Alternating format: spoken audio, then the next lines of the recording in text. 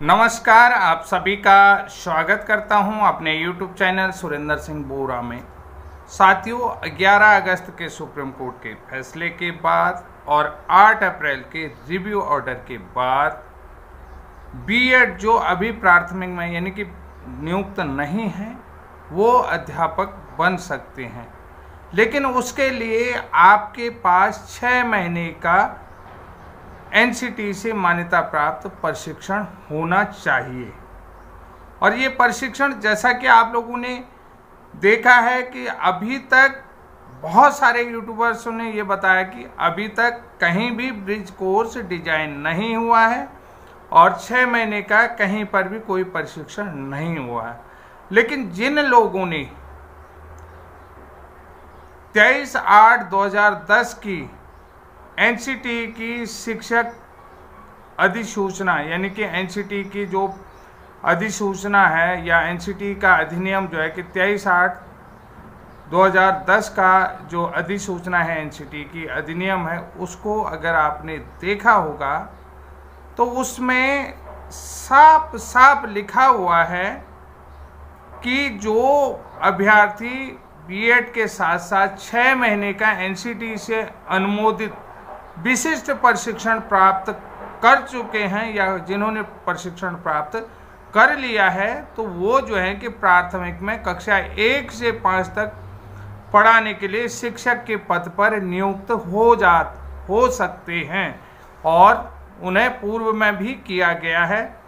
ऐसा विशिष्ट बीटीसी प्रशिक्षण प्राप्त अभ्यर्थी का उत्तर प्रदेश का भी जो मामला है, उस मामले में भी कहा गया। उत्तराखंड का जो प्रमोशन की नियमावली आई है, उसमें भी ये बात कही गई है।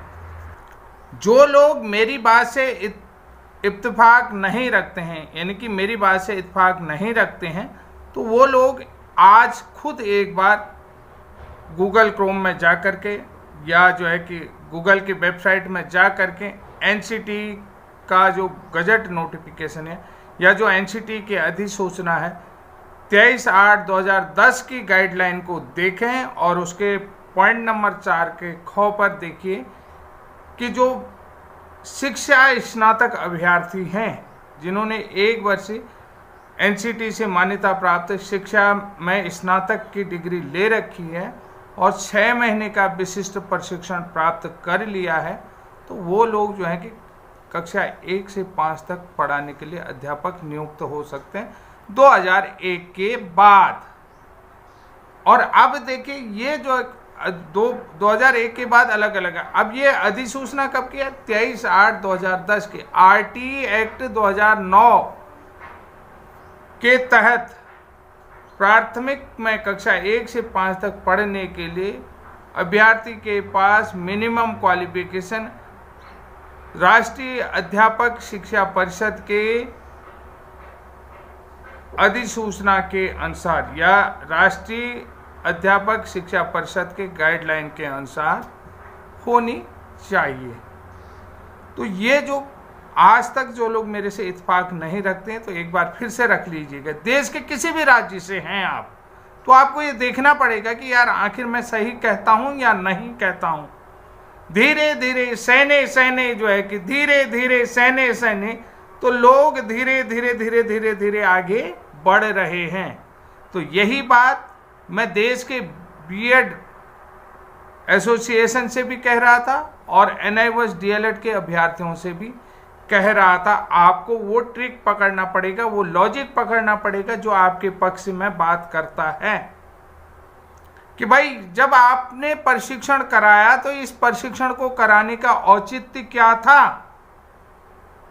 सरकार ने जो अधिसूचनाएं मांगी, जिसके लिए संसद में जो है कि बिल भी पास हुआ, संसद में प्रस्ताव पास किया गया, बिल पास किया गया, वो बिल पास करने का मकसद क्या था? अगर आपका कोर्स वैलिड ही नहीं है तो ये इसका मकसद क्या था कि संसद में, पूरे देश में संसद में प्रस्ताव ला करके बिल पास किया गया, उसके बाद आपको प्रशिक्षण कराया गया। जबकि एनसीटी की अधिसूचना में पूरी सारी चीज़ें, एनसीटी की नियमावली में ये सारी चीज़ें जो है राष्ट्रीय अध्यापक शिक्षा नियमावली के नियमों में ये सारी चीज़ें पूर्व से ही उल्लेखित हैं। तो कितने लोग इस चीज़ को समझ रहे हैं कि मैं क्या कहना चाह रहा हूँ? क्योंकि आप समझ ही नहीं रहे होंगे कि आपको लगता है कि मैं बोले जा रहा हूँ। मैं आपसे यही कह रहा हूँ कि जो बीएड के साथ साथ 11 अगस्त 2023 के फैसले से पहले और 8 अप्रैल 2024 के रिव्यू ऑर्डर से पहले जिन्होंने 6 महीने का प्रशिक्षण प्राप्त किया है वो 1 से 5 तक अध्यापक बन सकते हैं। अभी जो वो प्राइवेट स्कूलों में पढ़ा रहे हैं यानी कि गवर्नमेंट स्कूलों में नियुक्त नहीं है, तो उन लोगों के लिए हिमाचल की तरफ से, तो हिमाचल जो शिक्षक भर्ती है तो उसमें बीएड ब्रिज कोर्स प्रशिक्षित अभ्यर्थियों की पहली मनोवैज्ञानिक जीत हुई है। तो आइए समझते हैं जेबीटी बैच वाइज 1076 पदों की भर्ती में हिमाचल हाई कोर्ट ने 29 पदों को छोड़कर बाकी सभी पदों में यानी कि 1047 पदों के परिणाम घोषित करने की मंजूरी दे दी है।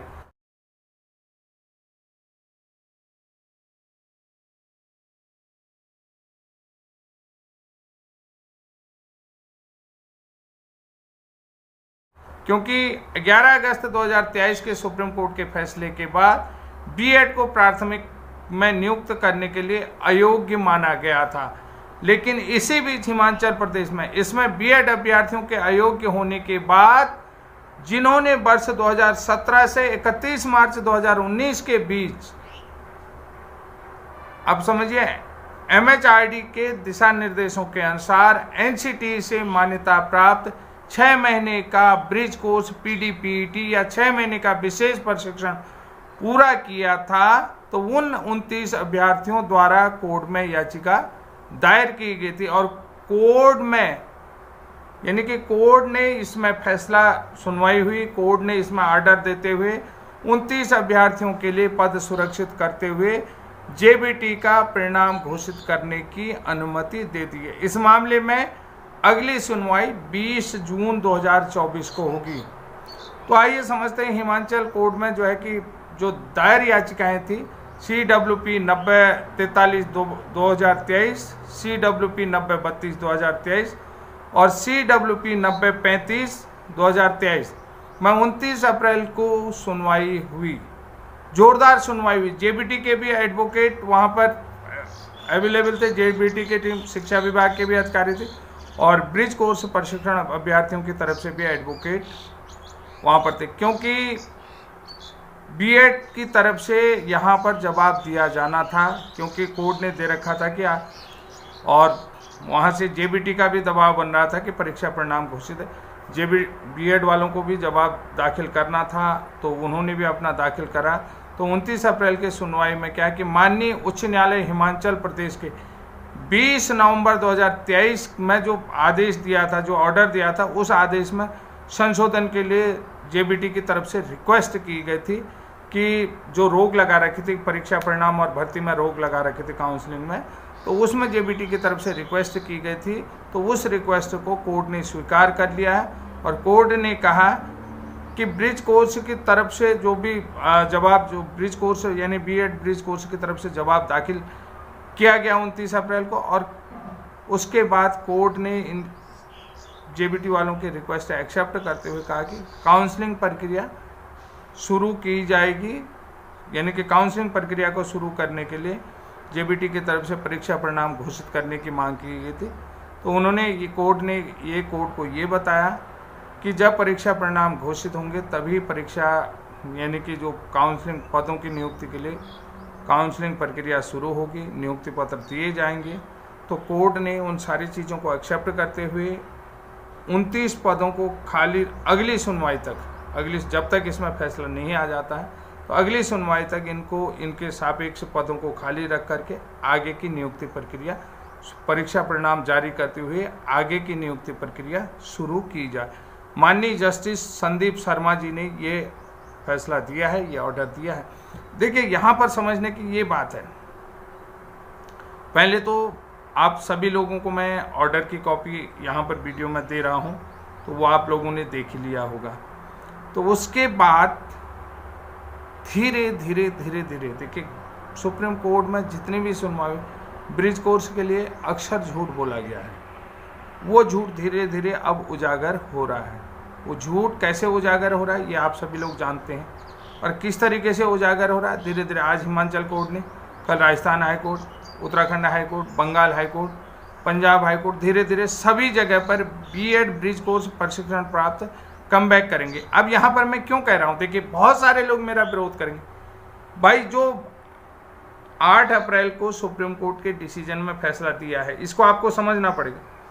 8 अप्रैल के सुप्रीम कोर्ट के डिसीजन, मतलब जो डिसीजन में फैसला दिया है राज्यों को कि जो बीएड नियुक्त शिक्षक हैं उनको 6 महीने का ब्रिज कोर्स करवा करके डीएलएड के समकक्ष बनाया जाए या डीएड के समकक्ष बनाया जाए।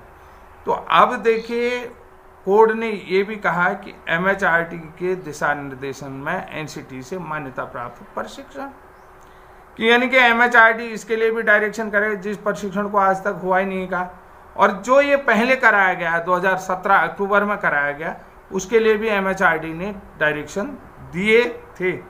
यानी कि अब भी उसी प्रक्रिया से गुजरेगा। जो नया कोर्स जिसको कह रहे हो कि हुआ ही नहीं, जिसके लिए नया पाठ्यक्रम बनाएंगे, नया सिलेबस बनाएगा, नया सभी कुछ नया बनाएंगे जिसको लेकर के, उसके लिए भी एमएचआरडी ही डायरेक्शन देगी, एनसीटी ही मान्यता देगी। ये जो पहले वाला कोर्स था ये भी वही था। तो बीएड के लिए 2 अलग अलग मानक तो नहीं हो सकते ना, ब्रिज कोर्स के हो सकते हैं? आपसे पूछ रहा हूँ कि 2 अलग अलग मानक होंगे? नहीं होंगे।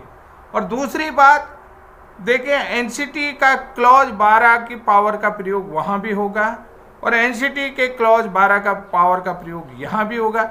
एनसीटी के रूल 29 का प्रयोग यहाँ भी हुआ और एमएचआरडी के दिशा निर्देशों का अनुपालन यहाँ अब भी होगा, पहले भी हुआ है।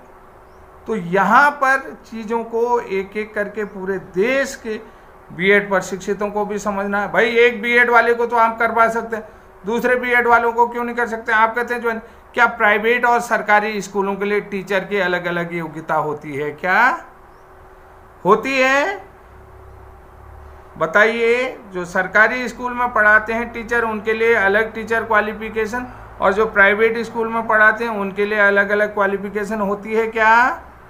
नहीं ना। तो दोहरे मापदंड क्यों?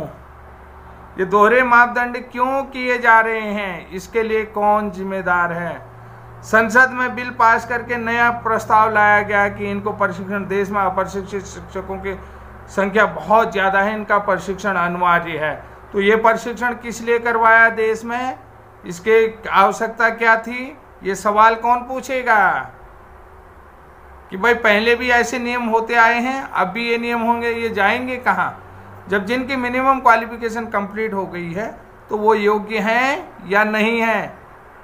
भाई आगे तुम्हारा जो है कि पूरा मोनोग्राम ही बदल गया है, लेकिन पहले का जो मोनोग्राम है उस मोनोग्राम का क्या होगा? उसके लिए कौन जिम्मेदार होगा? ये सारी बातें कहाँ रखी जानी है? कोड में। कोड में कौन रखेगा? अब जेबीटी वाले कोर्ट जाएंगे कि बीएड के अगेंस्ट, यहाँ से तो होगा नहीं, सुप्रीम कोर्ट जाएंगे। सुप्रीम कोर्ट में ये चीज़ें क्या आएंगी? सामने आएंगी।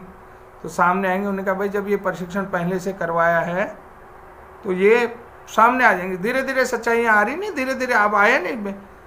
यही चीज़ होता है कि मैंने आपसे कहा था कि बीएड को अगर देश में कोई बचाएगा तो ब्रिज कोर्स है। सच्चाई आई सामने, देर से आई बेशक आई ना, धीरे धीरे ब्रिज कोर्स प्रशिक्षण पहले करवाया है ये भी सामने आ जाएगा, क्योंकि याचिकाएं आ रही हैं, पीछे पीछे आ रही हैं कोर्ट से कि बहुत सारी जगहों पर हाई कोर्ट में मैटर है, हाई कोर्ट से खारिज होता तो सुप्रीम कोर्ट आएगा और सुप्रीम कोर्ट से ये सवाल पूछा जाएगा। नहीं तो सुप्रीम कोर्ट में भी ऐसे भी लोग हैं जो जनहित याचिकाओं के लिए एडवोकेट भी तैयार हैं, तो जनहित याचिकाएं जाएंगी। तो लोगों के साथ खिलवाड़ हो रहा है कि नहीं हो रहा है कि भाई जब मिनिमम क्वालिफिकेशन बंदे की कंप्लीट है तो उसको शिक्षक बनाया जाना चाहिए, नहीं बनाया जाना चाहिए? इसके लिए किसकी गलती है? विभाग को संज्ञान लेना चाहिए, सरकार को संज्ञान लेना चाहिए, और सरकार एनसीटी को लेना चाहिए। भाई ये प्रशिक्षण तो हमारा वैलिड है, एनसीटी को बोलना चाहिए, है कि नहीं? तो ये सारी चीज़ें आज हिमाचल प्रदेश की तरफ से बहुत अच्छी पहल हुई है और ये एक तरीके से ब्रिज कोर्स, पूरे देश में ब्रिज कोर्स प्रशिक्षित अभ्यर्थियों की मनोवैज्ञानिक पहली जीत है, ये आप देखिए। तो आज के लिए इतना ही, तब तक के लिए जय हिंद, जय उत्तराखंड।